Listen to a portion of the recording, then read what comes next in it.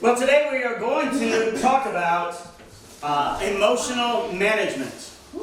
And if you remember when we went through our life skills classes, I referenced that one of them would be emotional management. We did that to a degree, but on our church leader retreat, because we went down for the campus conference, which was awesome, right? And then after the campus conference was done on Sunday at church, Sunday afternoon, we went straight into a church leader, 3-day church leader retreat. And that was like morning till evening every day. And we were taken through an emotional mastery class. And at first, my demeanor and my thoughts about it were, I don't let anything get to me.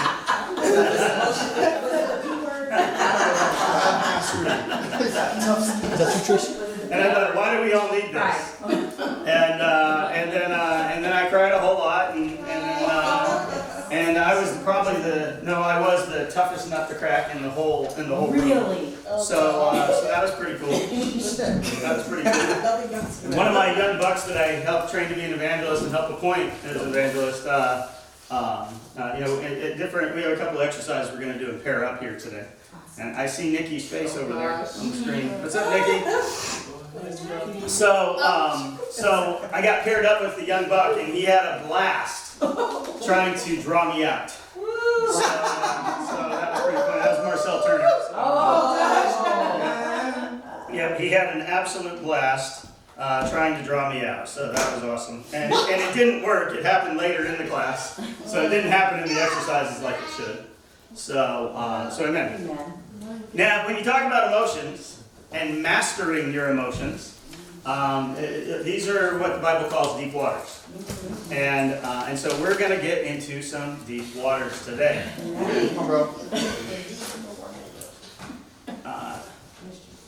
Be sure to be the second slide. Today, you are going to influence yourself. Oh my God. Up till now, many of us have relied on others to influence us so that we change, but today you're going to influence yourself to change. Why? Because you have the power to do so, because you have the Holy Spirit living inside of you. Romans 12, verse 2. If someone could read that for me, I'm going to have you guys do all the reading of the scriptures. Romans 2:2. Gaddy's got the Bible out first there. Why don't you pop that one out loud for us? 12:2. Do not conform to the pattern of this world, but be transformed by the renewing of your mind. Then you will be able to test and approve what God's will is, His good, pleasing, and perfect will. Awesome. Today is a day to have your mind renewed. Amen to that. There's not an exception in the room if I say that your mind is jacked up and needs to be renewed. Because we live in this world. A world where 9 out of 10 people that we're around say they're Christians, and they all say this is a terrible world, thinking that 9 out of 10 people they meet are Christians. Our minds are jacked up, and we need to be renewed. Amen. Here's the reality that I learned. In the deepest reaches of your soul, you already know most of these things. But your emotional state affects your stability and can even affect your physical health when not mastered. Next slide. So the question of the day is, are you ready for a spiritual breakthrough? Are you ready for a spiritual breakthrough? The problem. We're on slide 4 right now. Do you ever find yourself worried and stressed from handling or wearing multiple hats, or learning how to train others, or feeling anxious when turning things over to people? Talk about it. Do you find yourself having trouble or feeling depressed when dealing with setbacks? Or not knowing how to handle victory without getting arrogant? Do you find yourself having trouble losing self-control? Making it difficult to say the right thing at the right time? You find yourself after years of being a disciple still struggling with basic sins that should be easy to eliminate, like impurity, making it really difficult to be an example for others. And do you find yourself making big goals and not reaching them? Then setting smaller, safe goals when you know God really wants to do great things. And then ending up feeling guilty about those things. That's the problem. See, these are the emotional battles that go on inside of us that affect our ability to live a great, happy life. Come on, bro. Here's the solution. What does emotional mastery look like? Well, I put before you today, emotional mastery just simply looks like a reality check. All your emotions lie to you. They do not tell you the truth most often. The more intense they are typically, because they're not controlled, the more they lie to you. And you need a reality check so that you will begin to set your emotions based on truth, Come on, bro. not on circumstance. What if you could change a bad day and a good day in about 10 minutes? Instead of having a bad day or a bad week or even a bad month because of one thing that's happened. Let me tell you what, if we allow one thing that happens to give us a bad month, it's hard to say that we're relying on the power that lives inside of us. And when we're in that state, there's no way to be happy. What if the main consistent feeling you maintain every day, and it's maintaining, because think about this. In the military, they do intense boot camp. Why? To get everyone in the proper shape physically. You need that spiritually. You and I need that spiritually so that we maintain a great spiritual state. Amen, bro. And so, what if you could maintain joy and happiness 90% of the time, and sadness being very rare? What if being tempted by, what if you could eliminate being tempted by sin and eliminate that permanently from your life? Because temptation is a matter of where you're focusing your mind and attention. Right. So what if you could maintain your joy and happiness and your focus on the right thing so that temptation's not even there? What if you could eliminate or at least greatly reduce and minimize worry, stress, and anxiety from your life once and for all? Be done with it. Move beyond the elementary teachings of Christ, as Hebrews 6 calls us to. What if you could set any goal and be totally emotionally aligned with it, so that going after that goal is easy and effortless because you enjoy doing it? Anything that you set your mind to, whether it's baptizing people, special contribution, leading something, getting a boyfriend or a girlfriend, being married, making enough money to support yourself. The brother that did this PowerPoint presentation works about 10 hours a week, and his next goal is to make $100 million this year. And he's nearly there already, working 10 hours a week. You can only do that if you've learned to master your emotions. Come on. That's the solution. But what's the decision? Well, What's the decision? Are you ready to commit to being emotionally mature? Yep. come on, Are you bro. ready for a spiritual breakthrough? Come on. Amen. I want to give you some vision and talk about the benefits. How do you think you'll benefit from being more in control of your emotions?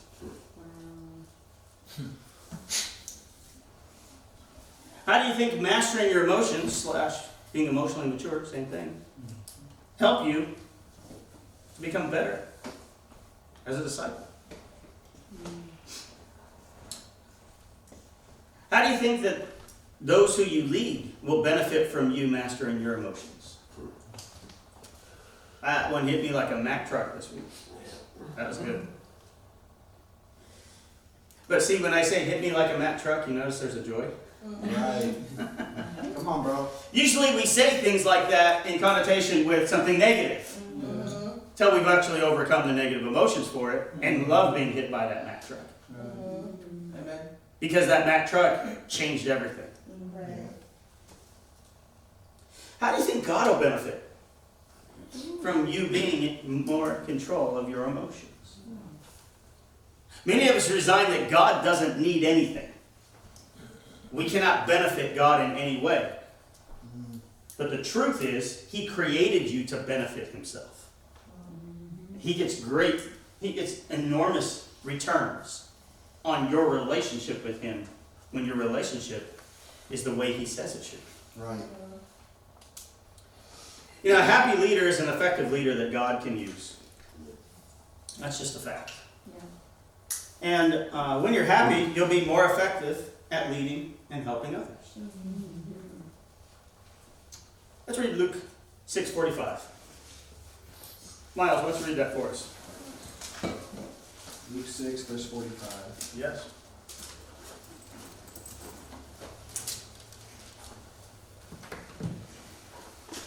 Says, the good man brings good things out of the good stored up in his heart, and the evil man brings evil things out of the evil stored up in his heart. For out of the overflow of his heart, his mouth speaks. Woo! You know, we read the scripture and you know, we get the first part, the good man brings good things stored up and out of the good in his heart. But I think sometimes it goes right by us. There's no okay guy. There's no okay gal. Come on. There's good and evil. So when there's bad things coming out of us, we chose evil while we have life. That's a matter of not mastering our emotions. Here's how we work. Here's how we work. This can be our first exercise of the day. This one we won't pair up.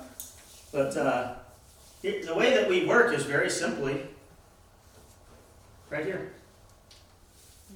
What you think turns into what you feel, right? Which turns into what you do. Now the reality check.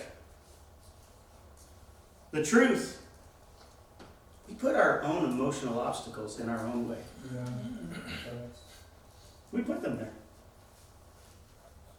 We concoct them in our mind that is so powerful that God gave us. And it's like a commercial.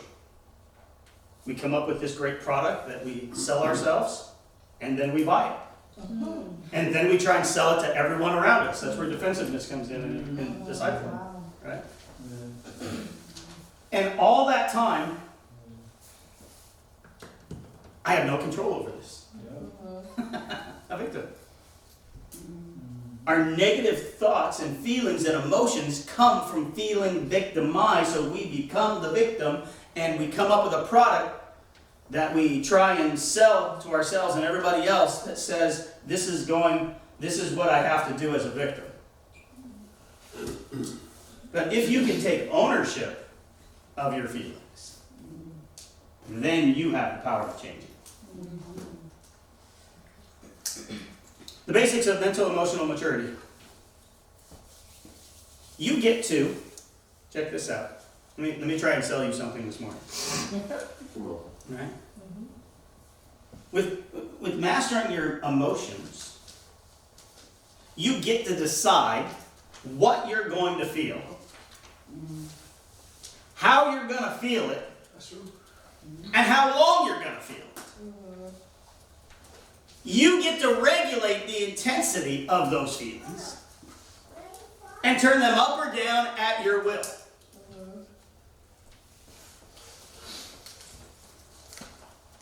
When you're emotionally mature, you will have a constant state of mind that's positive, at least 90% of the time.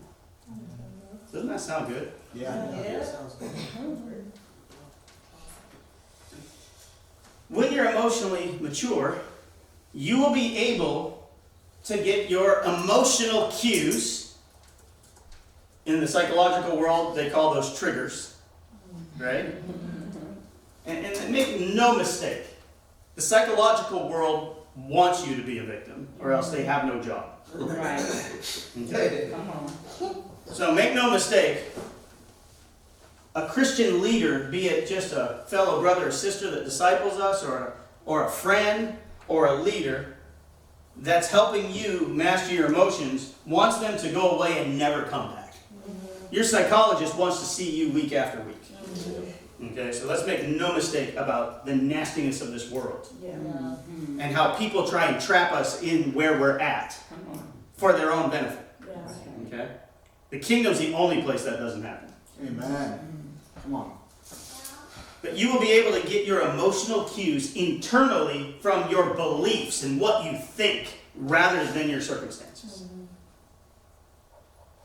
And here's the best part, because I don't think any of us could say God is truly my best friend if everybody was to watch me and hear my thoughts and see everything I do all day long. I don't think any of us could say that person would tell us God is truly your best friend. Come on, bro. And so the best part is that you get to get your emotional needs, all of them, met by God himself. Nice. Jeremiah 17, verses 7 through 8.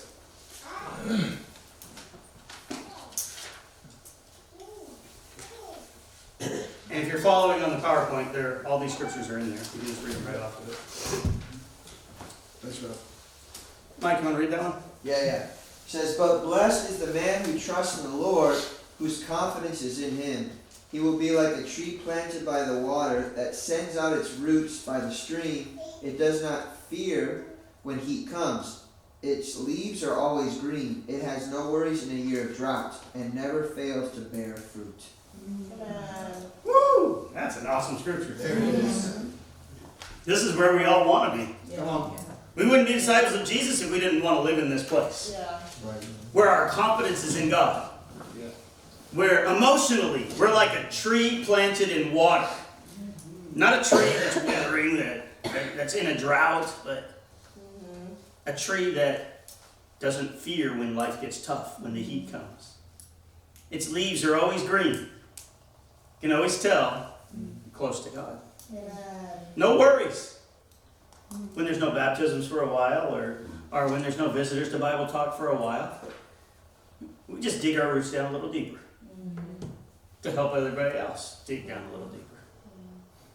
To put everyone else's eyes back on God, not on each other. Right.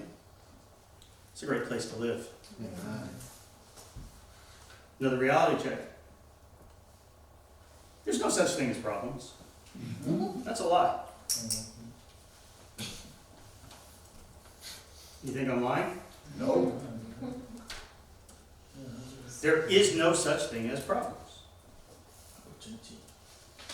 You think God thinks what you think is a problem is a problem? And whose spirit is inside of you? Yours or his? Come on, bro. Both. That's why you think there's problems.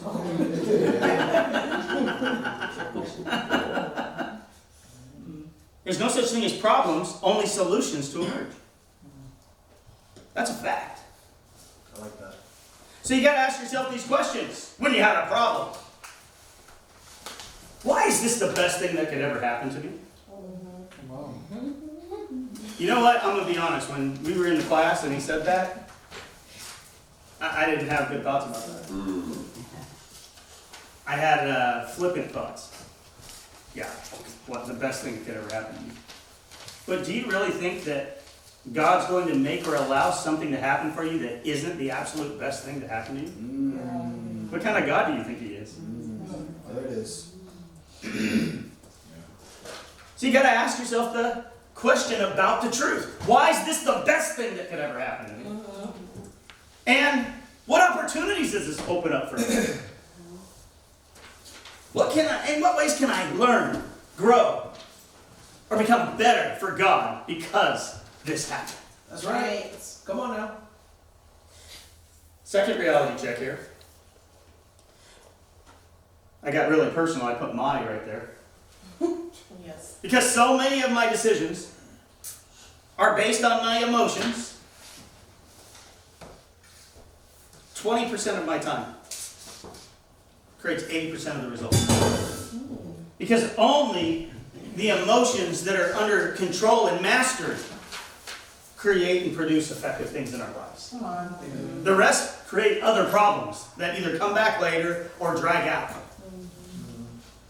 This means when I become mentally and emotionally mature, right, I can be infinitely more effective and productive in my life. Amen to that, bro. That's true.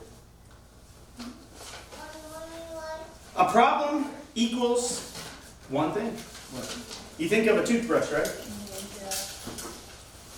Why do you have a toothbrush? So you don't have caries. Because my fingers can't clean my teeth as well. And that's a problem.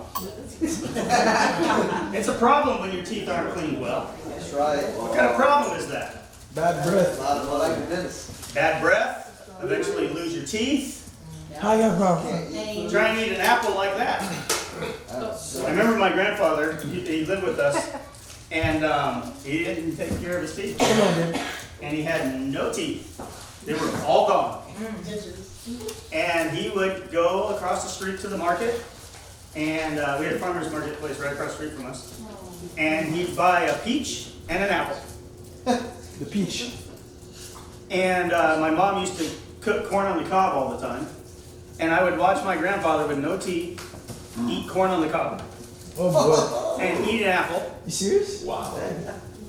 Yeah, but nothing too. And then eat a peach. And he'd always eat the peach last.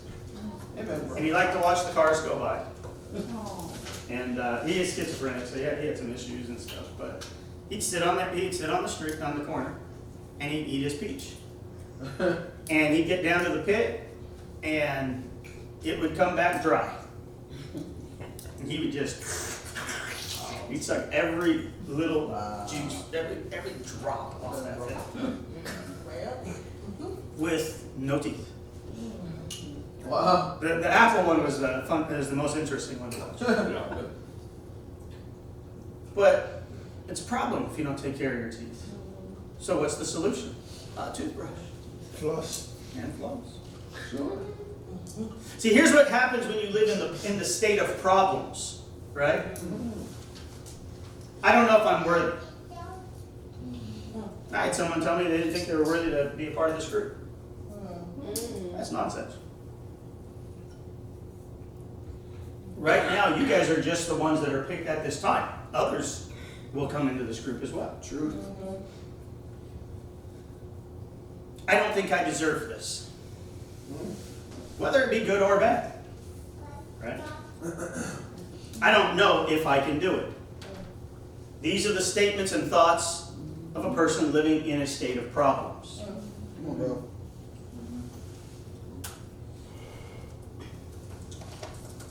We've got to take the obstacles and turn them into solutions. Come on now. Amen. God gave you a mind. It's not a problem for God, so He's already got the solution figured out. And the solution comes in the wisdom of the Scriptures and in answers to prayer. Yep. So you have the answers too. It's just, are you going to do the hard work to grab the answer? There are no such things as problems, Amen. only obstacles Amen. we turn into solutions. Amen. Yeah. What do you think? What do you think your life and our ministry is going to look like when there are no problems? Fruit. What are you even going to talk about? Happiness. Because you know what I hear all day long?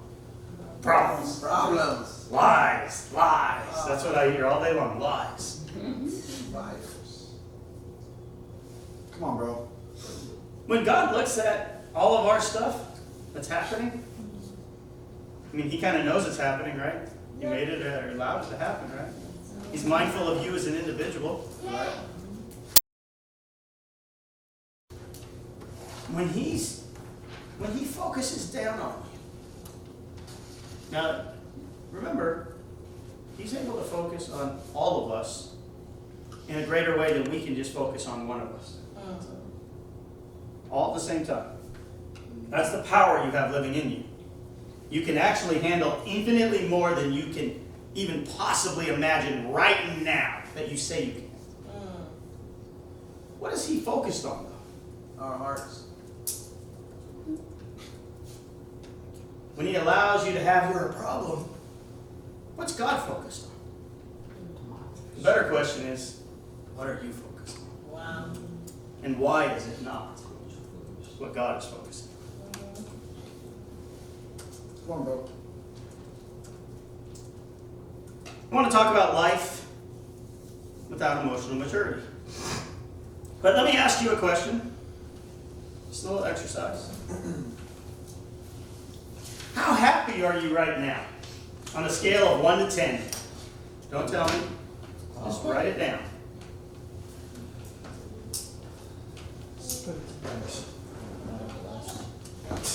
Here's one of the ways we know we have a long ways to go because we want to try and hide our answer from the person sitting next to us. Go, Mike. And then when it comes time to talk about it, and we really don't want to share what our answer is Come on. or the truth of it. Yeah. But how happy are you on a scale of 1 to 10? If you want to be happy, then you're just gonna flat put the truth there. You know what I'm saying? I think some of us aren't ready to be happy yet. Yeah. And that's okay. That's okay. Life will teach you to be tired of being unhappy. I don't have to influence you with that one. Think about a happy moment. If you're so happy, then put on a happy moment.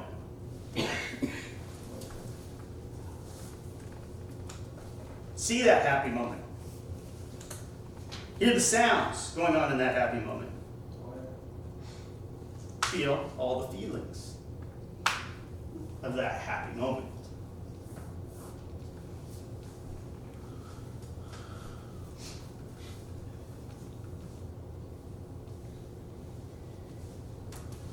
When they asked me that, I had nothing.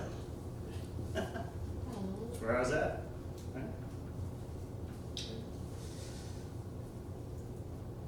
Everybody got it?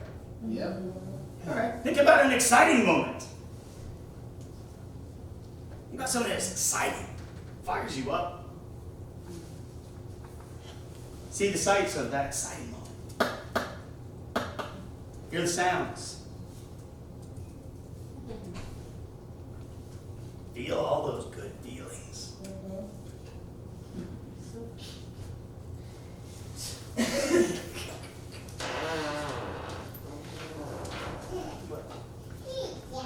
Now, think about a hilarious moment. It's something that just had you on the floor rolling, crying, dying. I got mine. I got my the video. Right. See it clearly. That hilarious moment. Hear the sounds. Oh, That hilarious moment. Come on, I can hear it. All the weird laughs that people have. Feel the feelings of that hilarious moment. Got it? It's set and locked in there? Okay. How happy are you right now on a scale of 1 to 10? Did it change? Yep. I just walked you through something you can do at any moment in time in your life. Come on, bro. Nice. And I'm not that smart. Do you know why it didn't work for me? We did this exercise. You know why it didn't work for me? I didn't change one bit right here. In fact, I didn't change one bit until the second day, because this is a whole 2-day class I'm doing with you in one shot. I didn't change one bit the first day. In fact, I probably went down on my scale. You know why? Because I already knew what they were doing. Oh, guys. I already knew these techniques. I kind of opposed using these techniques to do better spiritually. Like I was being so smart, right? Okay. We choose our experience. I do it with people all the time. People try and tell me they're unhappy or they can't change, and I go, oh, okay, well, pink elephant. And, what are you thinking about right now? Yeah. Why? Because I just said it, and now it's in your mind, so you're thinking it. So that's what. If you turn that into feelings, now you just change your emotional state. I'm the one that coined the phrase, change happens at the speed of thought. That was actually the original quote I came up with. So I wasn't ready for somebody to change me. I wasn't ready to be led to be happy. I'm doing just fine. Yeah, right. Come on, bro. Let's talk about life without mental and emotional maturity. 2 Corinthians 7, verse 1. Come on, bro. Great job. 2 Corinthians 7, verse 1. Thank you. Damien, you want Yep. Since we have these promises, dear friends, let us purify ourselves from everything that contaminates body and spirit, perfecting holiness out of reverence for God. contaminants. Wow. Doggone it! Why would we have to purify ourselves? Why would people of God have to purify themselves if they're totally cleansed and have the Holy Spirit? Yep. Because Satan contaminates us. Body, spirit. Wow. When we're not reverent for God. That's good, bro. When we're not reverent for God, Satan can get in there and contaminate us. And the easiest way that he has to contaminate us is just get us to complain about one thing and get us where we're not positive. And then he just rushes in. Open door. And we feel like a victim when we open the door for him. Come on, bro.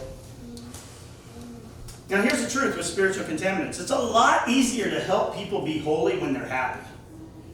Okay? It's just a lot easier.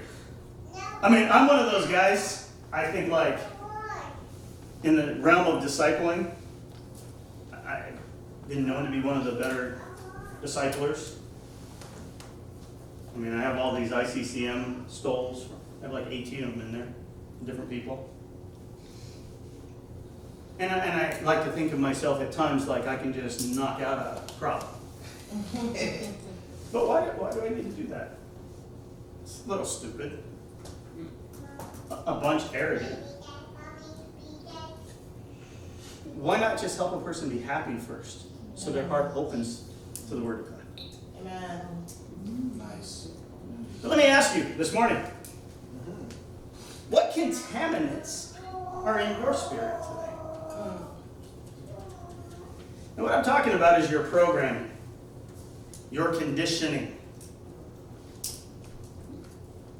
Everybody talks about brainwashing that hates us. Like they're not brainwashed with all their hate.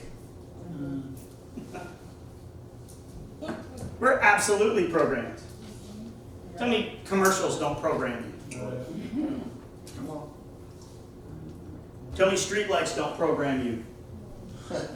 Tell me speed limit signs don't program you. Don't tell me being molested didn't program you. Come on, bro. Tell me being yelled at didn't program you. Tell me the person you respected most who wasn't there for you at the right time didn't program you and condition you. We're programmed. We're conditioned. Come on, bro. Genesis 4 that we'll read here says you must master the contaminants in your life, the sin. Contaminants are sin. I'm going to ask you this question, and we'll really look at it more closely after. What's your thermostat set to? You have a temperature. You have a temperature. What's it set to? Cold or hot? I'll read this one. Genesis 4, verse 6 and 7. Then the Lord said to Cain, well, let me tell you, if you read the story of Cain and Abel, you do yourself a huge injustice when you read yourself into the story as Abel, rather than reading yourself as Cain. Come on, bro. You would only be able to read yourself into the story as being Abel if you've never once got an attitude with him. Every time you have an attitude, you become Cain. Your attitude kills others' attitudes. He says, then the Lord said to Cain, why are you angry? You know what the Lord said to Job? Do you have a right to be angry? You know what he said to Jonah? Do you have a right to be angry? Reality check. You don't have a right to be angry. But God still gave you the free will to be able to decide to do so. Why? To train anger out of you, not to make it get bigger. He lets you choose anger so that you won't continue choosing it. It says, why is your face downcast? Ooh. Don't you love when you're talking to somebody? And you're like, what's wrong? Nothing, I'm fine. No, you're not. Yeah, I am. No, you're not. See, what you're doing is my whole thing with the whole, Okay. I'm just going to knock it out. And guess what? You chose a battle, and you're going to get one. Okay? See, sometimes we just want to assert our authority. I'm the leader. I'm the husband. Okay? I lead this household. I'm the discipler. Yeah. I've been around 20 years. Well, How about you? How are you going to tell me about that? come on. Man, well. Why is your face downcast? If you do what is right, will you not be accepted? Amen. Here's the one you better pay attention to. But if you do not do what is right, turn that frown upside down is what's right. Okay? No. If you do not do what is right, sin is crouching at your door. You notice God doesn't say, if you do not do what's right, you're going to go to hell. He says, no. If you do what's right, you just open the door for Satan. That's right, And bro. I will let him have a field day for you if you're going to open the door for it. It desires to have you. Sin is of Satan, and it desires to have you. Come on, bro. So if you keep opening the door, eventually you will be his. He says, it desires to have you, but you must master it. Amen to that. Reality check. You can master your emotions and all your sin, and never be tempted again if you so choose. Man. Let's talk about this thermostat. Yeah. Oh, yeah. Let's talk about it. What temperature do you let's go? Thought I was being pretty creative here. Oh, yeah. You can always look at the marketing ads to know what the perfect settings are. Almost all of them say 72. Right. Come on, Miami. That conditions you and I to Think. think that 72 is the perfect temperature, and to desire to have our home at 72. Well, And if you watch enough commercials and hear enough documentaries that say this eventually, you will get programmed. You have a spiritual thermostat. How tense you are. how freed up you are. You have a spiritual temperature. Amen, bro. Here are the spiritual contaminants right here. Limiting beliefs. That's your subconscious. And many of us think, you know what I hear all the time? Well, you just kind of caught me off guard. Yeah, and your belief system at its core took over. Your subconscious. That was not you tempering yourself. That was what you believed at your core. Right. So when you say never, always, you always, they never. Those statements show a limiting belief. You limit your life with these beliefs. Come on. That's true, bro. Then there's negative emotion. I know that just doesn't apply to any of us in here, but it's just one of the things that other people struggle with. Come on. All negative emotion is negative memories. You're living in the past.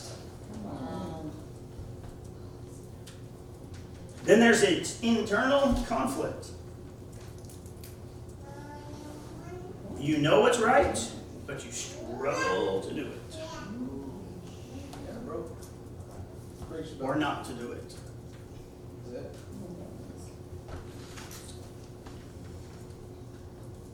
Other contaminant, unrealistic expectations. Man. All unrealistic expectations are past hurts, which is the negative emotion, that you've decided to be self-reliant with and come up with your own way to deal with it. So your expectations are the result of not handling unhappy moments in your past. And, you know, at the end of the day, these spiritual contaminants, our programming, our conditioning, right, hijacks what we feel. It takes over. You've programmed yourself so thoroughly, it just happens. That's true, bro. Yet, you have the power to stop it from happening in its tracks. Amen. But you gotta get down to the deep waters and change your beliefs. Come on. Amen, bro. You gotta stop listening to lies and start feeling the truth. Amen.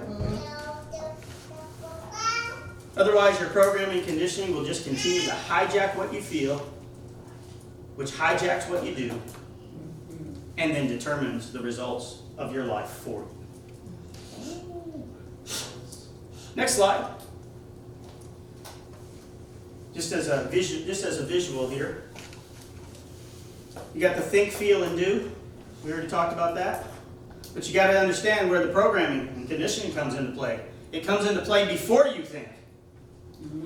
Because it's an underlying core belief.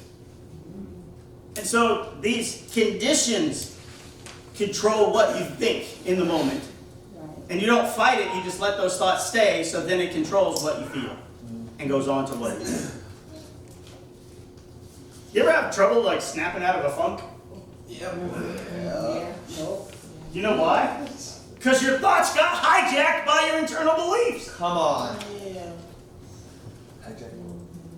What you have told yourself, now let me tell you what, for you to have an internal belief, you have to tell yourself that thing over and over and over and over and over and over and over and over until you believe it at your core. Nobody wants me, nobody wants me, nobody wants me, nobody wants me. See, that's why nobody wants me. See, that proves nobody wants me. And you repeat it. It's like alcohol. Because you can't handle anything else, you drink it in the moment. And then you don't feel that, but you're feeling something else as you get drunk on your disappointment. Reality check.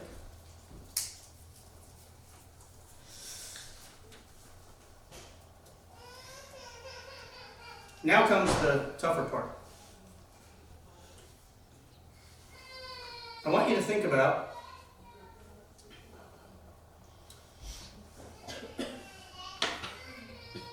an issue that you feel unsatisfied with in your life.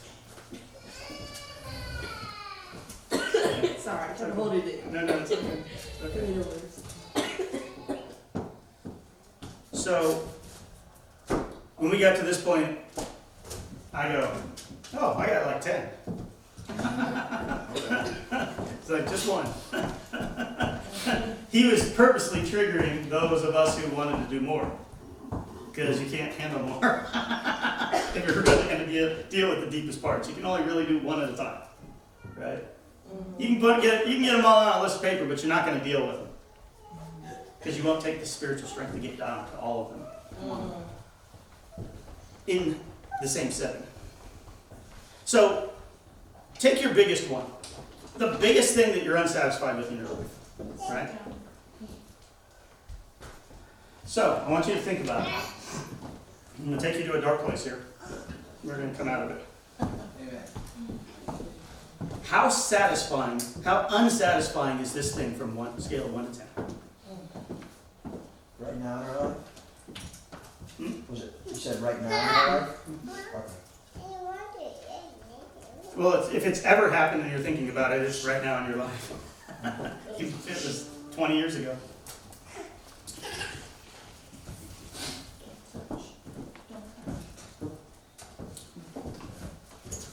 Now, this one we're going to pair up. We're going to pair up in twos. I want you to take a minute. I want you to ask yourself the following questions about this thing you call a problem or an issue, or a hurt, or whatever you want to call it, a limiting belief. Why is this the best thing that could have ever happened?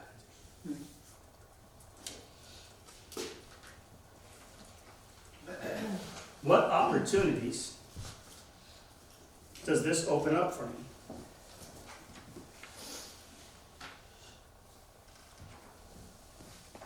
What is God trying to teach me? Through letting me go through this.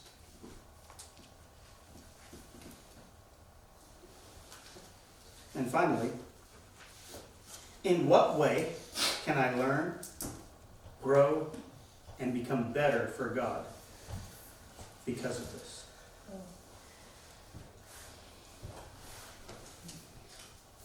So I want us to take about 10 minutes here, and I want you to pair up with somebody. And here are the 4 questions I want you to ask each other. Okay? Because this is a leadership thing. So we've got to learn how to actually disciple people properly with the very deep waters. So you got to be able to ask the right questions to get down to the real problem that people think they have, so that you can give them the truth. Why does this bother you? First question.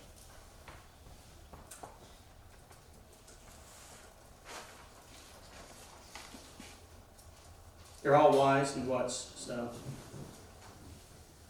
Second one, why is this important to you? Don't touch.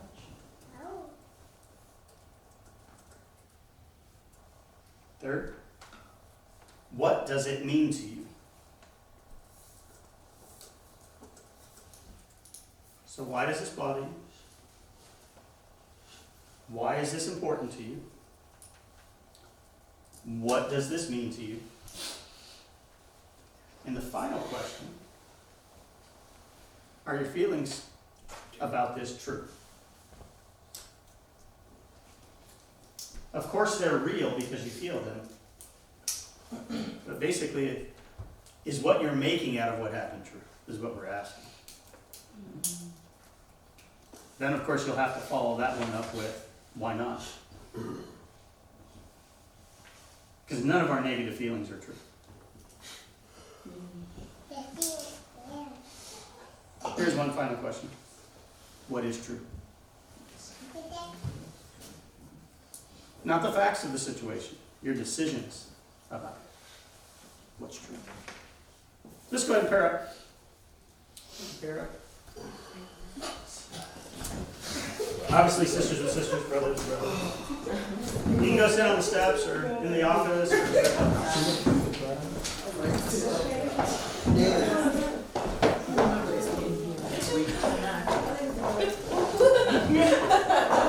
When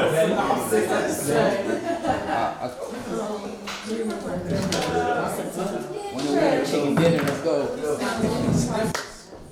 Here we go, bro.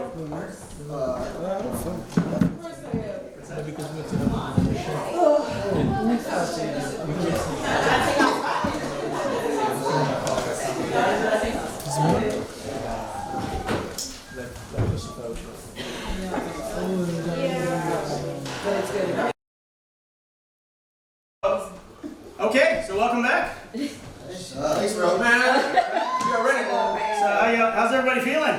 Empowered. Did you go up on your scale? Come on, Miles. Moved up. All right, all right. Miles is. I guarantee you, you will go up on your scale. So let's talk about these contaminants and how to get rid of them. Amen. Purifying the contaminants. You need to be able to position yourself perceptually.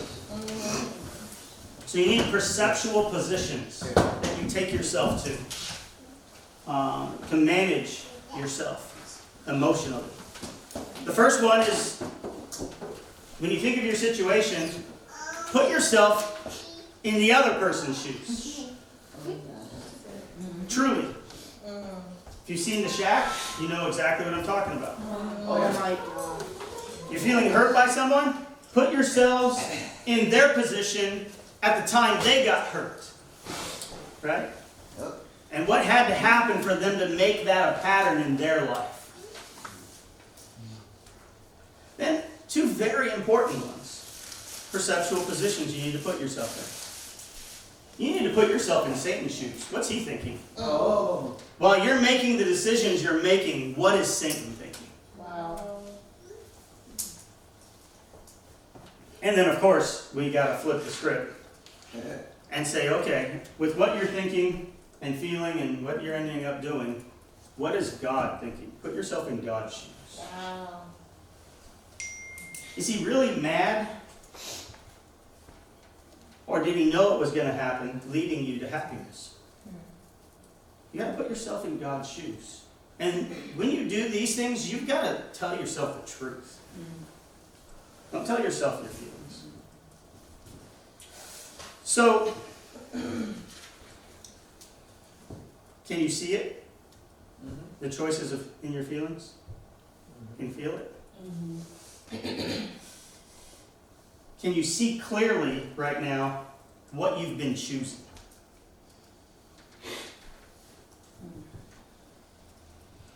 Can you see how that affects when you counsel others and give disciple?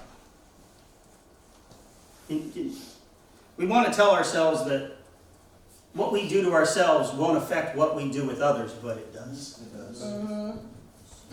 Another very hard brick wall I needed to hit this week. Amen, bro. Can you see how much we are giving each other opinions, i.e. our feelings, rather than the absolute truth that is a bedrock that they can live on? Yeah. Wow.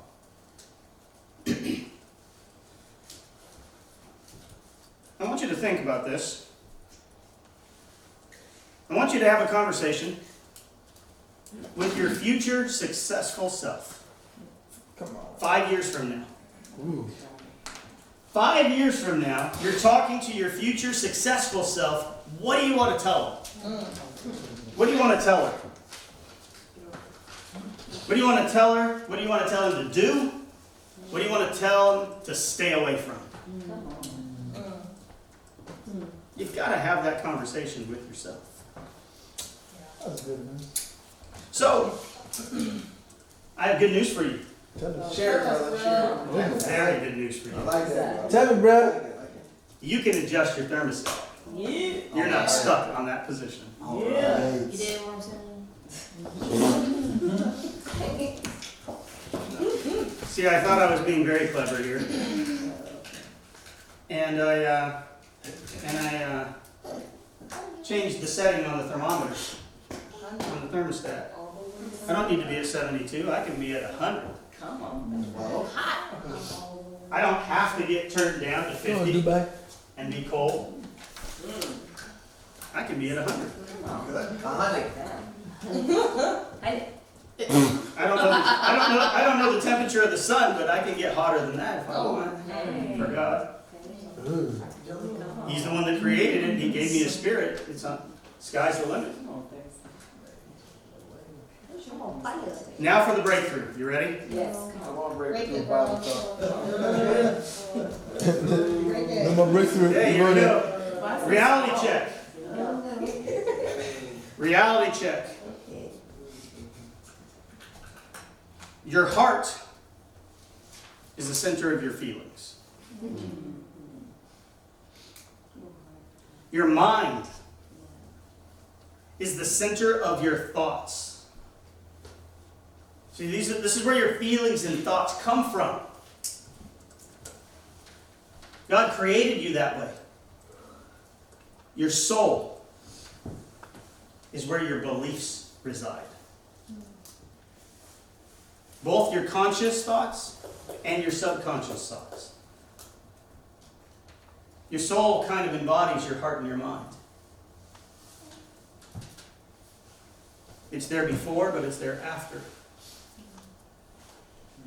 Your strength is your actions. We can have a lot of strength, or we can have a little strength. We can have enough strength to try doing some things, but not enough strength to finish them. Come on. Or we can stop all these limiting beliefs and understand the truth is that we have unlimited strength. There it is. Amen.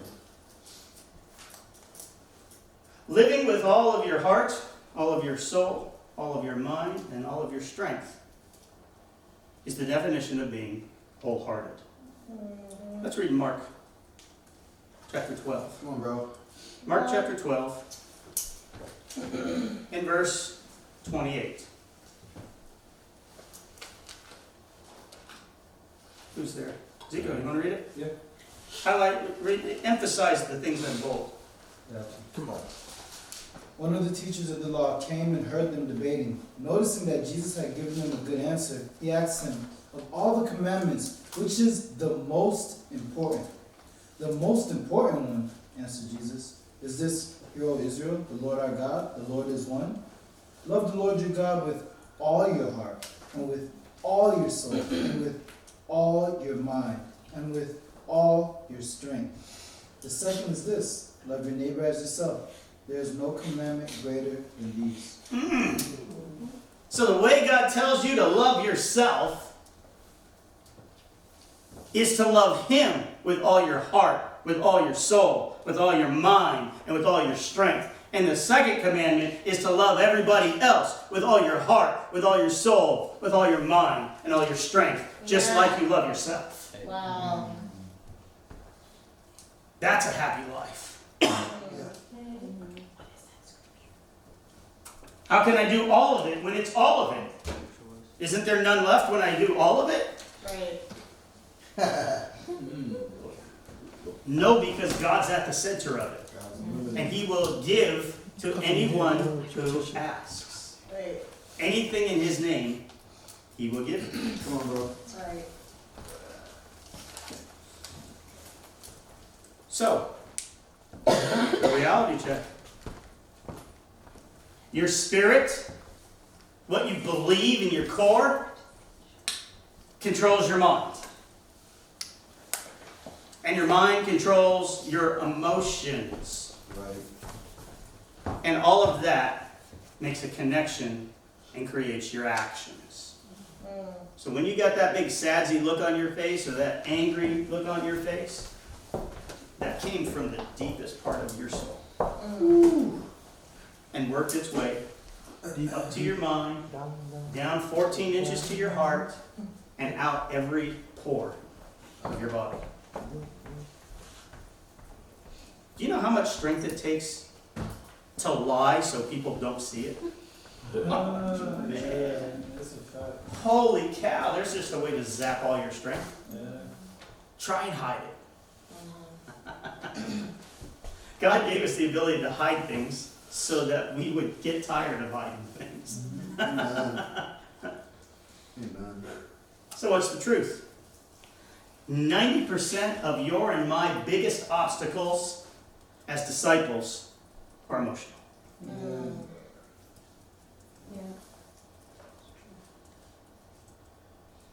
We don't really get stuck on our thoughts because we've so conditioned ourselves that our thoughts just kind of happen. Even though the Bible says, take captive every thought, we really don't live that way nearly enough. Yeah, that's true. That's true. Our thoughts aren't our actions because they just carry out what our emotions tell us to do. Right. So there's not a whole lot of effort in all the rest of them. So where should all of our effort reside? Let me go with the heart. With changing our core beliefs. Telling ourselves the truth and believing it. Amen. Come on, bro. 90% of the reason why people fall away, 90% of those reasons are emotional. Yeah. Their circumstances, their situation, what somebody did to them or didn't do for them. Yep. You know, in the Bible, they got themselves where they went walking, or on a donkey, if they were lucky. They had no air conditioning. Since they walked, you ever see in the Bible anybody like giving a piggyback ride to someone else? Isn't that crazy? Nobody get a piggyback ride, except maybe the kids. Now, how in the world did they get to church? How'd they get to the sanctuary?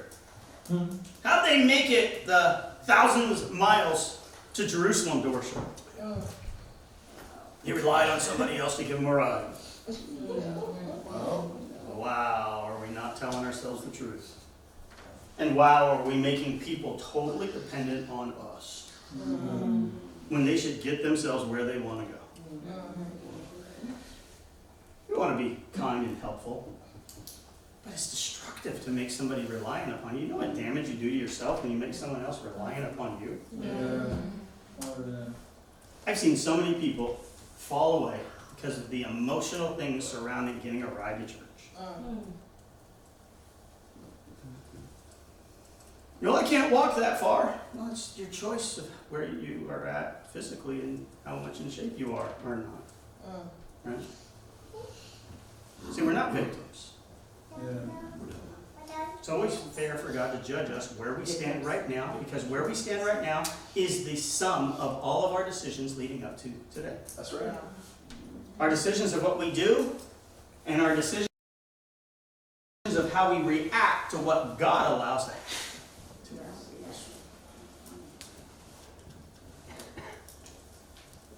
90% of our obstacles as leaders are emotional. I deal with this again. Okay, well, you're not going to deal with it right when you start. Come on. Here we go again. You're not going to handle it right emotionally when you start in that place. But I put that you're conditioned to be in that place, so you just keep doing it.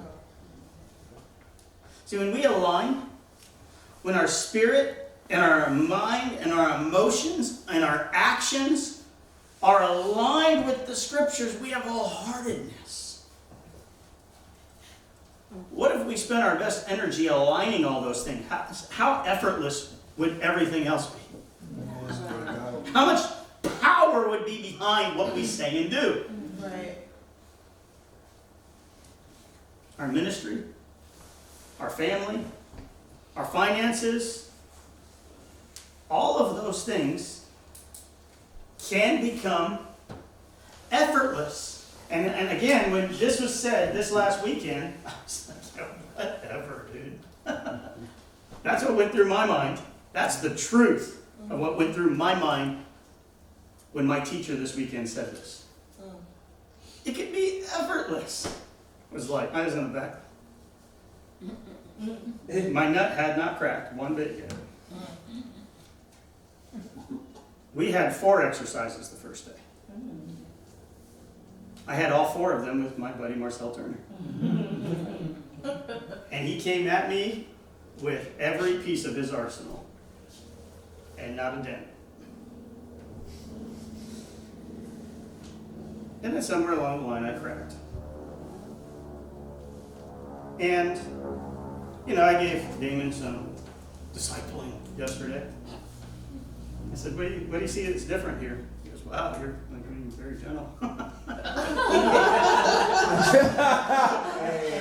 was my proof. Oh, gosh. There's my proof. Wow. Wow. That's funny. The truth is, he could feel my smile through the phone. Oh. It makes a difference. It makes a difference. Being right don't make you right. Yeah. Just because you're acknowledging a truth you can't live out doesn't make you right or effective. That's the truth. You have to say it either way. Why not have the power behind it too? Right. Come on. So we come back to what you think creates what you feel, which creates what you do.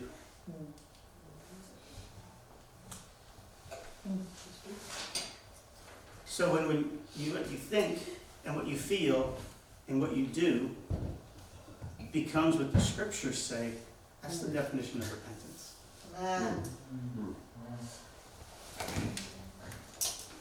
Well, many of us have programmed ourselves, conditioned ourselves to white knuckle it through life. I'm just going to do it right. I'll know the truth sometime down the road. Okay. I've advocated that.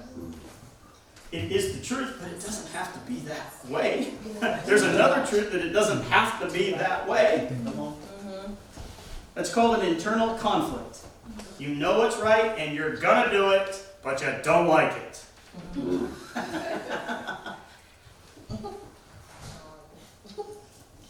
Let's talk about focus. Let's talk about focus. What drives our focus?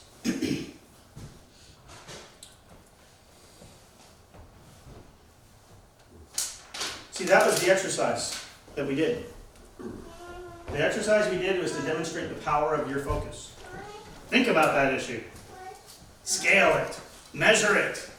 Get all deep into that issue. How'd you feel before you started talking about it? Because when that's your focus, that's what you get. You always get what you focus on because you are made in the image of God. Wow. Here's the reality. Your focus is determined by the questions you ask. And many of us are not filled with very many questions. We're just going with our programming. Come on, bro. What questions are you asking yourself? Have you even got to the where you don't even ask any questions anymore? You just go straight to mad? Why do you think my nut wouldn't crack? Oh, I'm full of questions. When it's time to do work.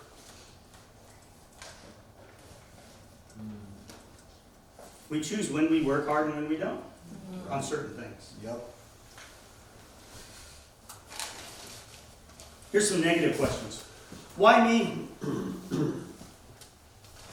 Why again? Why them and not me? Your focus. You can choose that negative focus. How's it working? How has it worked so far? Burying yourself, spending all of your time and your thoughts and your energy on those questions. Here's some positive ones. Why is this the best thing that could ever happen to me? What opportunity does this open for me? Obviously, I would reiterate all the rest of those questions that we just tried to ask each other and didn't have enough time to do. That's the point of the exercise, actually. If you got through all of them, then you're going to have to go back and be real.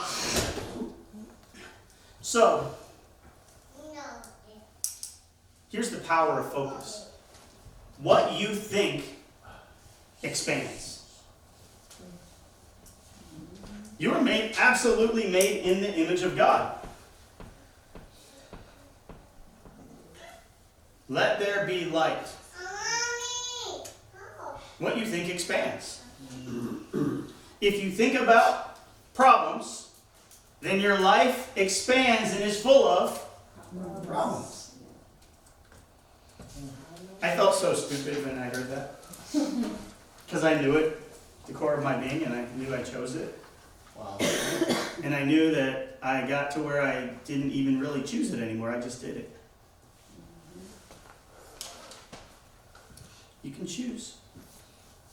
Sometimes you make a choice one day, and you don't even realize you're making the same choice 10 years down the road. Yeah.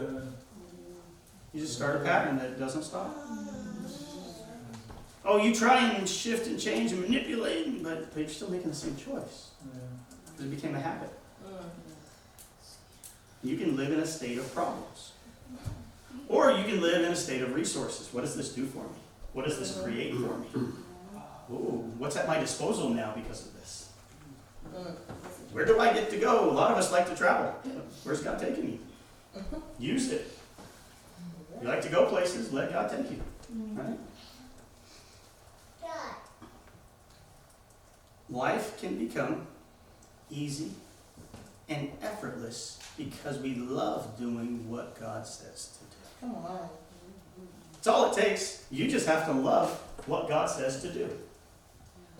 It's just the battle's with you. You can invalidate every limiting belief in the core of your belief system. Amen. Without, like if we wanted to rebuild this house, we wanted to fix the foundation of this house, we'd have to tear the whole house down to do it. Sometimes we in discipling, we can't even tell people, like, you got to just tear everything down and start over from scratch. Not with God.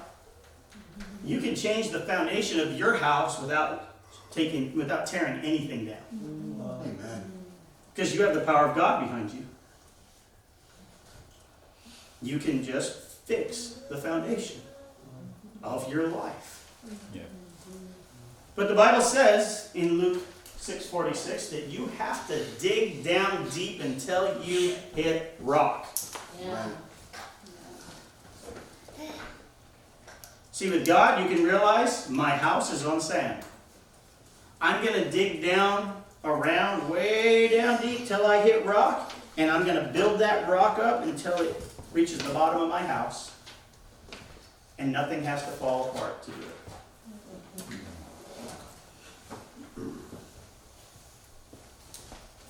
Your subconscious thoughts can be positive 90% of the time. Those things that you think just pop into your head, you created with the habits that you formed. And you can create new ones just as easily as you created the other ones. You want to know the proof that it's easy? You don't even remember how you created most of these. You did them so effortlessly, you don't even remember how you got there. Or you would have unwound it a long time ago. Come on. There are many personality types. You got the worker soldier. The answer to everything is hard work. Those leaders typically overwork their people. You got the organizer, the manager. If I get everything organized and all in place, then everything will just be good. Just don't touch anything. Because you can't touch anything, the ministry goes nowhere.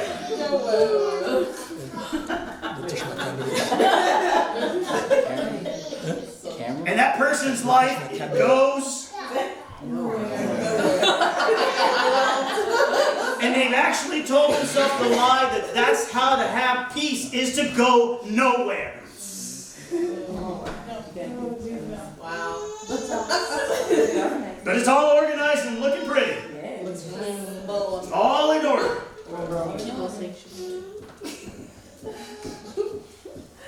strengths and weaknesses to all of these things. Yes. I'm not putting any one of them down. Then there's the nurturer. Yeah. Fun. Everybody gets nice, special, personalized attention. And there's so much attention given that there's no time for anybody else. And so the church goes nowhere. Then there's Uh-oh. the entertainer. Alright.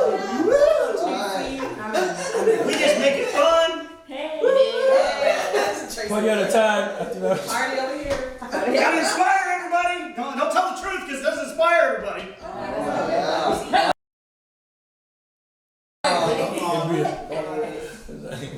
at a time. It'd be too much for him to be really happy, so we don't want to get down to that point yet.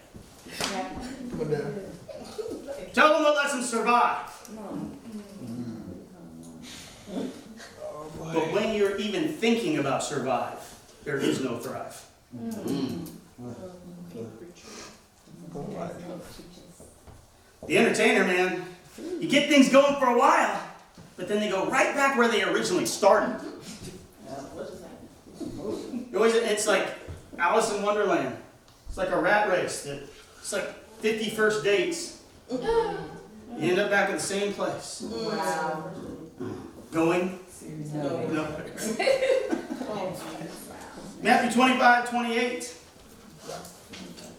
There's a whole lot more to life for you.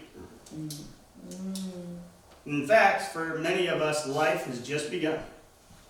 Now it's actually time to use all we know.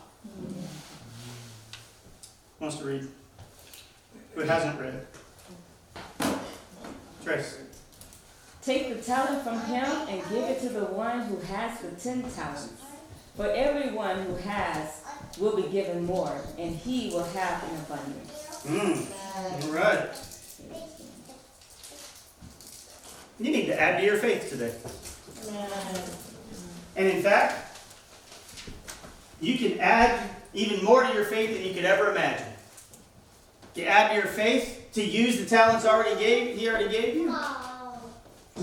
And everybody else that doesn't use them, you can start taking theirs.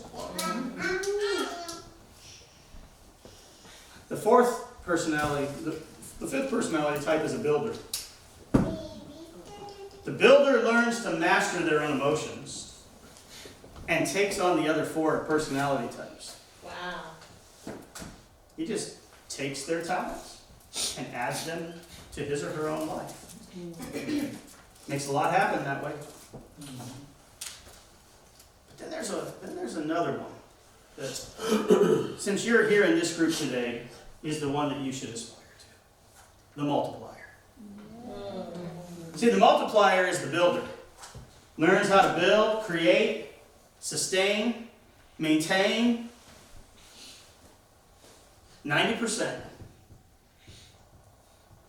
Masters his emotions, her emotions. Takes the other 4 personality types. Makes a lot happen. Then the multiplier helps others master their emotions. Adds to their faith. And helps them to start taking on all the other personality types, to not be stuck in their one type. It's time to add to your faith today. And if we're going to do that, we got to talk about motivation. James 1, verses 2 through 8. I need some more sisters to read. Chanel. Okay.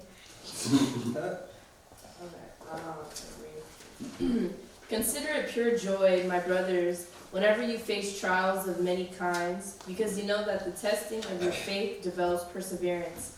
Perseverance must finish its work so that you may be mature and complete, not lacking anything. If any of you lacks wisdom, he should ask God, who gives generously to all without finding fault, and it will be given to him. But when he asks, he must believe and not doubt, because he who doubts is like a wave of the sea, blown and tossed by the wind. That man should not think he will receive anything from the Lord. He is a double-minded man, unstable in all he does. Wow. Double-minded, unstable in all he does. That's the sad reality for many disciples, who then 20, 30 years down the road fall away. The Bible says like a thief. Just one day, dead. You never know when God's just going to go, okay, I'm tired of your shenanigans. You've chosen that you will never follow me again. It takes a lot, let me tell you what. You have to like totally, if you're like, oh, wow, that's scary. You have to totally determine to be in that place. That's how hard it is. You have to totally determine it and then live there. Everybody wants to know how long it was, right? The reference point we have is the Israelites. They lived there for 40 years. Some of you haven't been disciples for 40 months, let alone 40 years. Tracy and I are coming up March. Well, Tracy reached 27 years last month, and I reached 27 years next month. Come on. March 20th, 27 years. So I've been a disciple for 27 years, and with all we can deduce from the scriptures, it would take me like this long and a whole nother decade to lose my salvation. If I was living in a very bad way this whole time. Just think about it. It's really hard to do.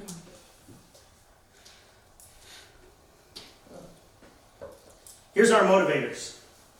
Survival! Well, you know, if you gotta use it, use it. Be armed with some others. That's right. Come on. I hear people all the time, for my kids. No, for you. If you want it to be for your kids, do it for you.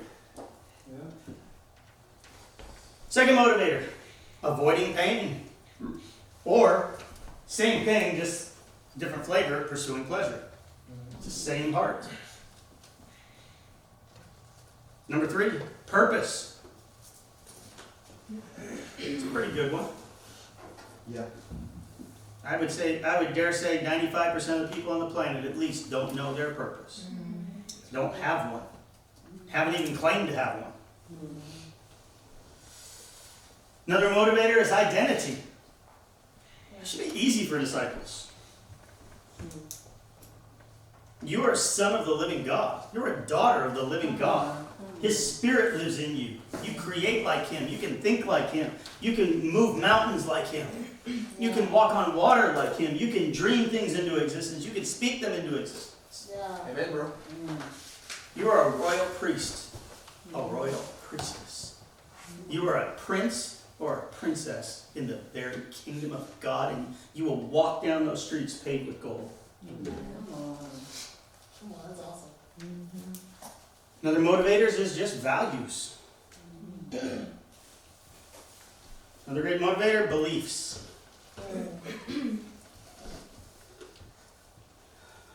One of the motivators can just become actions and habits. Be a great motivator to just develop different actions and habits. The last motivator is multifaceted. The last motivator is the 6 human needs. The 6 human needs. We're coming up on our next exercise. Here are the different human needs. Now, for almost every one of us, one of these needs stands out above all the others and is usually the place that we try and live in. Okay? So I'm going to give you all 6 of them here. To feel loved and connected. You have a need to feel loved by others and connected with others. Hey.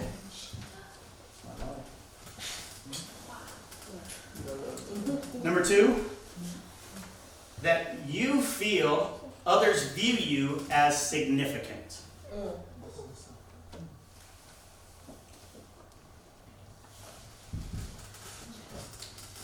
Number 3, you feel that you have power. Even amongst all the church leaders of the Sages World Sector, only one leader admitted that his number one thing was power. And he felt so embarrassing. And everyone who has power, number one, feels embarrassed saying it. So let me just get that out there now, and if it's power, just say it. Yeah. Number 4, freedom. Entertainers.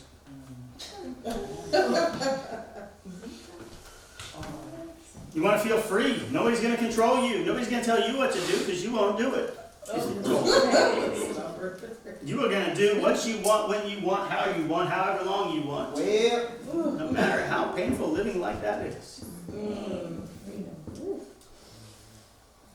Number 5, the need for certainty. I chose that guy as my husband because I can see he'll take food on the table. I'm not really attracted to him, but it makes me feel safe. Trouble. But I didn't have to come on. Number 6, variety. I can't work at no desk. Okay. I pick the bad boys because I need variety.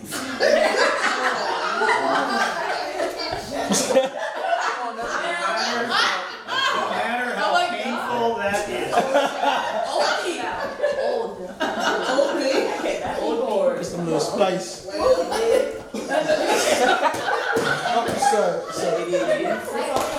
Come on. And I need it. Okay.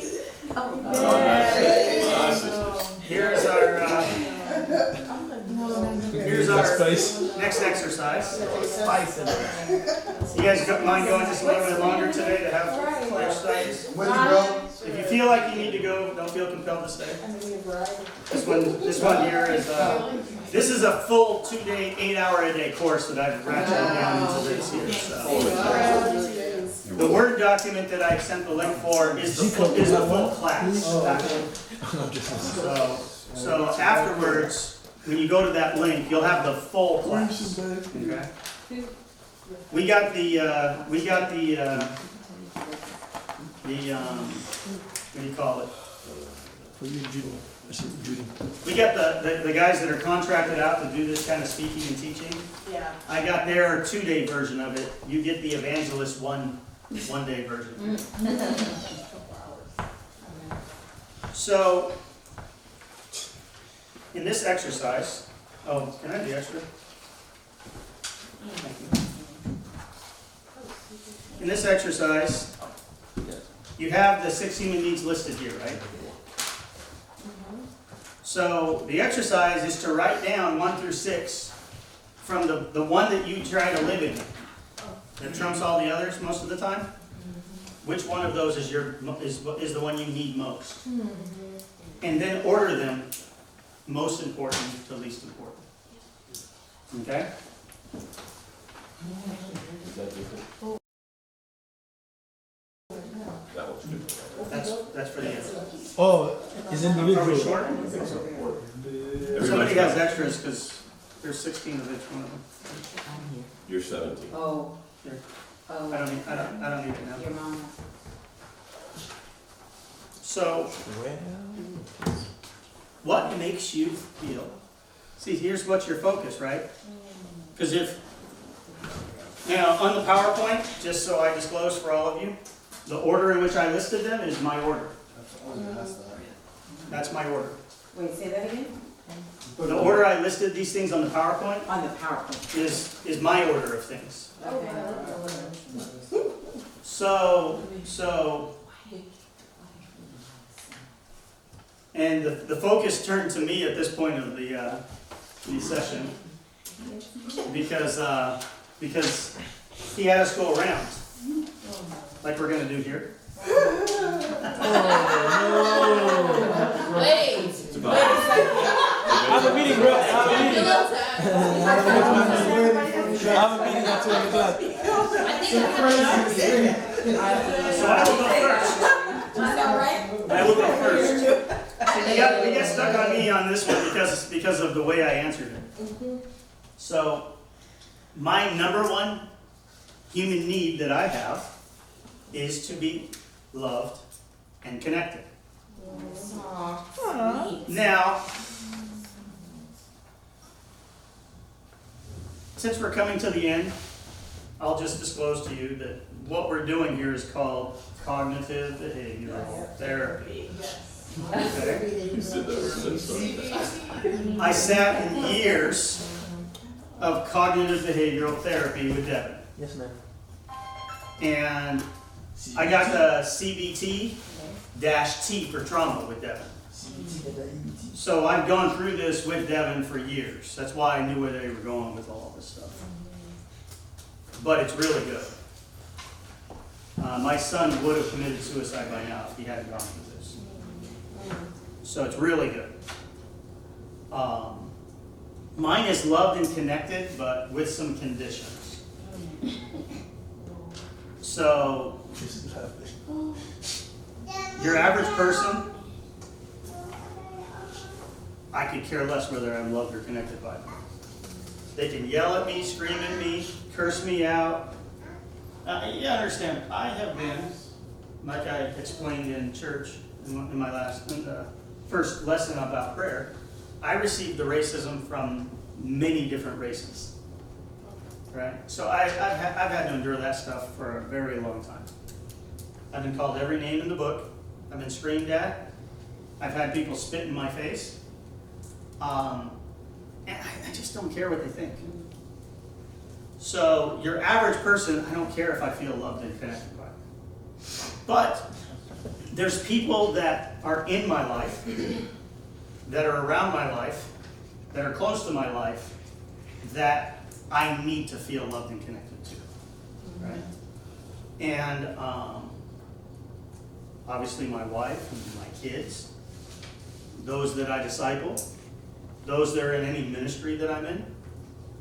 But the one that affects me is those in authority over me. All right? When they're not doing what they're supposed to be doing, if I don't feel loved and connected to them, now we got some problems. Now we got some problems. So when I entered this, everyone was like, "Why is your face downcast?" And throughout the conference that we were there, and everybody was having a blast. It was one of the most amazing conferences I've been to yet. My face was downcast.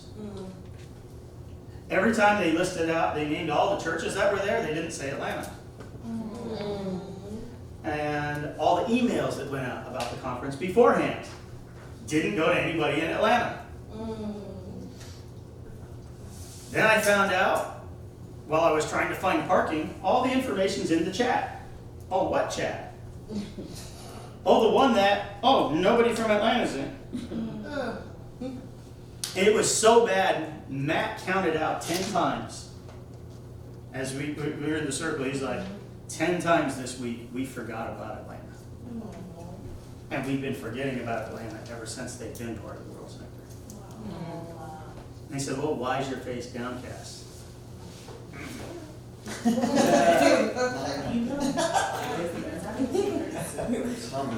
So, but what's the truth? Was that okay? No. Never in a million years is that okay. But I was conditioned for my emotional state to be totally thrown out the window if someone in authority over me dismisses being connected with me. So that was my thing. So that's why they sat on me. So, there's my dirty laundry. There's what affects me most. So, what's yours? Dana? Come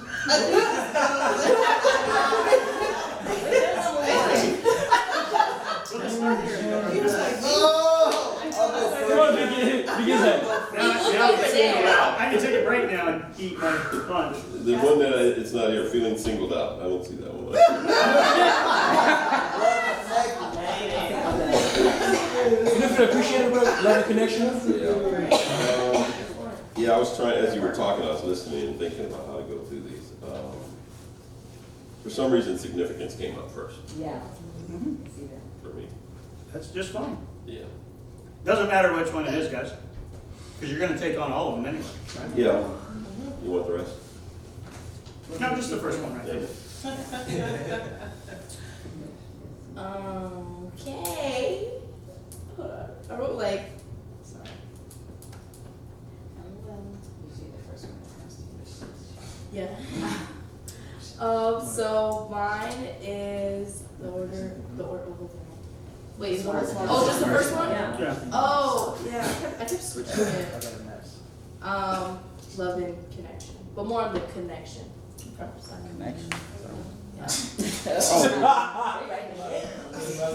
Mine, I have to say, is an equal. It's significance and love. Yeah, that was Mine, same. because it goes hand in hand for me. I bent the rules when I answered too. Yeah. Okay. There's no rules actually. Right. Mine is to feel loved and connected. Okay. Tracy? Love is connected. Big miles. Love and connection or freedom. Okay.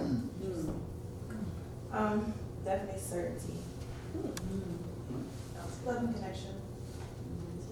Love and connection. There's a point to this. This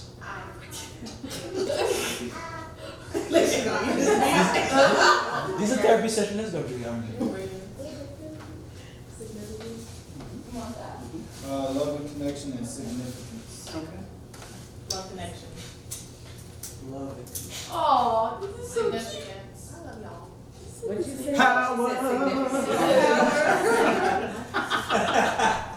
That is. Oh, my No, I didn't write that, but I have a lot of selfish ambitions. So. I mean, Get over it. I was thinking. What? I don't know, man. Now I'm confused. He's like, why do I ask about this is certainty? Confused. That's what it is. Well, I mean, Amen, bro. we can talk more about that. I put down like a significance. Right. Yeah. It's a mixture of certainty and power. Power. I appreciate that. Certainty more. Certainly, it's certainty. Mother. Love it. Love and connection. Okay. That's awesome. Did we get in? So now, this is paper for a second. That's me, you can go ahead. So now this exercise, we're gonna pair up again. You don't have to pair up with the same person if you didn't like them when you get on stage. Slap to the left, to the right. That's okay. But you're gonna finish your list. And then on the back. I know. Shift to the left, shift right, left, shift. Let's go ahead. You have, well, before we do it, you're gonna pair up and you're gonna ask these 3 questions. How important is it to you that these needs get met on a scale of 1 to 10? Now, let me just help you with that. Just be honest, because we all know already. Because the higher it is on the scale, the more you act out when you don't get it. We're all, I should say we. The more we don't get our most important need met, the more we all act out in one way, shape, or form. I was absolutely acting out. If you can imagine me, not under control, acting out. I had my downcast look the whole weekend. That's acting out. So that's making sure other people know how you feel. And I had no control over it because I was conditioned. It triggered my innermost thing that I needed. So you've got to list out the limiting beliefs that come because you don't get it. Right? And then, this is where the fun part starts. Then you're going to list out all the reasons why that source of meeting your need is so unreliable. Because that's the truth. Any source, and don't try and fake the funk and say your source is God. Because it's just not.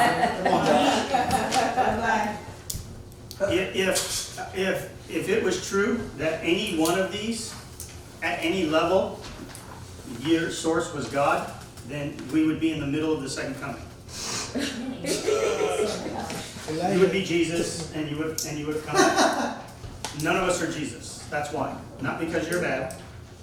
Just none of us are Jesus. So you have something on each one to work on at minimum, even if you're really good at one. Okay? That's why my nut wouldn't crack. Because I already knew these things, I already used them all the time, but God brought me to where I needed to grow again. Right? I needed to start, like I stopped growing, so it was time to start growing toward being more like Jesus again. That make sense? Yeah. So, but I gotta give you the opposite of these needs. Right?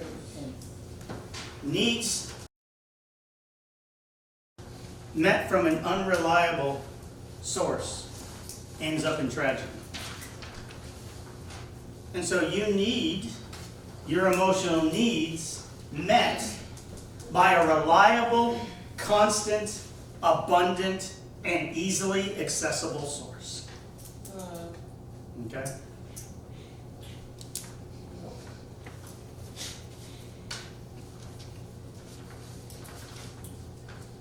I'm going to give you the 6 human fears. They're the antithesis of the 6 human needs. Number 1, to be rejected or abandoned. To feel worthless or meaningless. To feel weak and powerless. To feel controlled, enslaved, or duped. So they pulled the wool over your eyes. To feel uncertain, insecure. Simply to be bored. To feel like life is just monotonous or a routine. These are your and my greatest fears. And these greatest fears come from not having those greatest needs met. That will take you back to how it all started. So let's break up again. And let's write out our needs. Question. Yes. Does this next question come from what you identified? Yeah. You don't have to list them in the same order, but the No, concept. but I mean, that is- concept, Yeah, these are what make you feel right? that the needs are met. And why are those Why are all those things that make you feel like your need is met are not? lying to you that your need is met?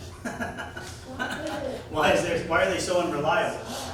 See, when you say my needs are met and it's not God, it's a lie. You're lying to yourself. You're saying I'm great. I'm fine. Because my wife hugged me. What if I don't hug you? Oh, Downcast. Yeah. When you're and then Sulking. away. You're getting the raw, real deal right there. Yeah, that's true. That's our house right there. Sharp, short answers. Yeah. See what I mean?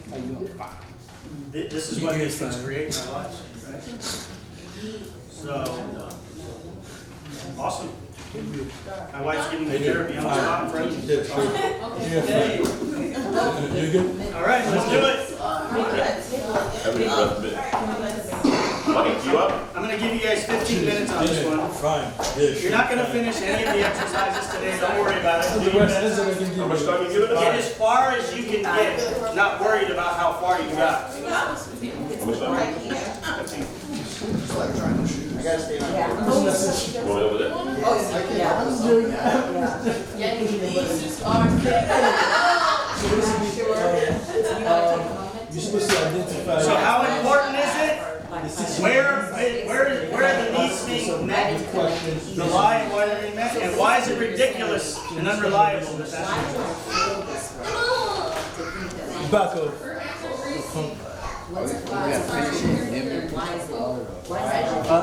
Yeah, he rubbed his head like he's about to go play football. I'm just gonna spin it around. A lot of Yeah. it makes me feel. Where you going? What was your question? Oh. Pass these out as the last handout, and it's a take-home exercise. Perfect. So, you know enough now that Come on, Tish. you know enough now to read the instructions. Tish, you graduated. I think the two of us going to get Pass that around. So I want you to think. I want you to think a thought and a question that needs to be at the forefront of your minds constantly, every day. Why is God reliable to meet all of my emotional needs? If you don't ask yourself that question, you won't convince yourself to turn to God for them. You've now been equipped with many questions to be able to ask yourself so that you can focus on the right thing.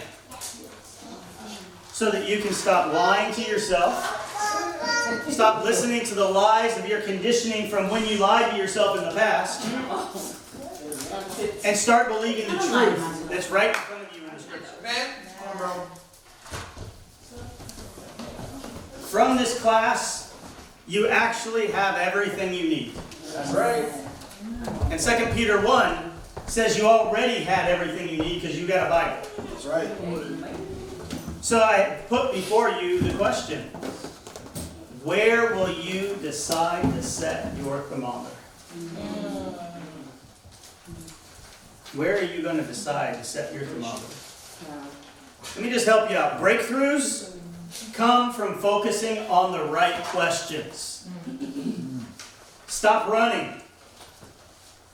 Then start running to your power.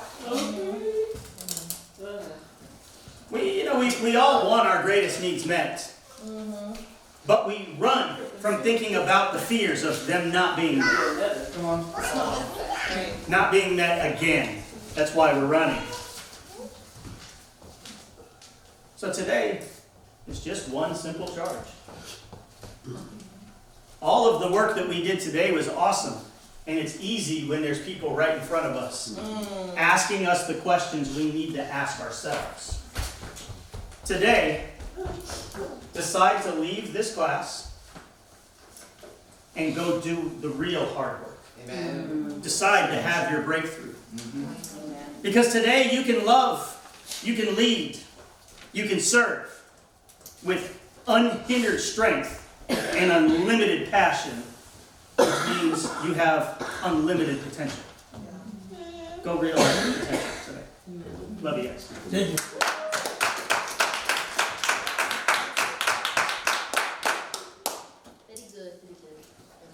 That's it. Man, I'm about to go cry. another page, right? I got it. It was in the chair. There it is. It's a Josh. No part. You got work. You did the same work that everybody else did. Oh, my lovely wife just helped me with what I missed. Don't go forth to all of your unlimited potential. Hear the scripture first. Psalm 103. Yes. Praise the Lord, O my soul. All my inmost being, praise his holy name.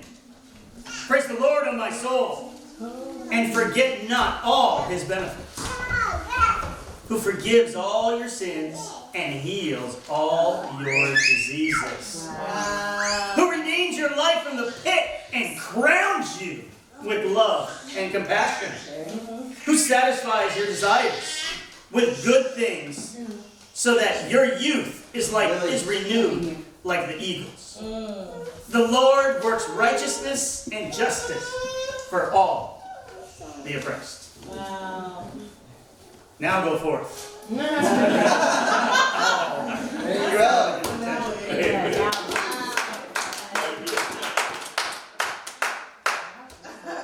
Thanks, Tracy.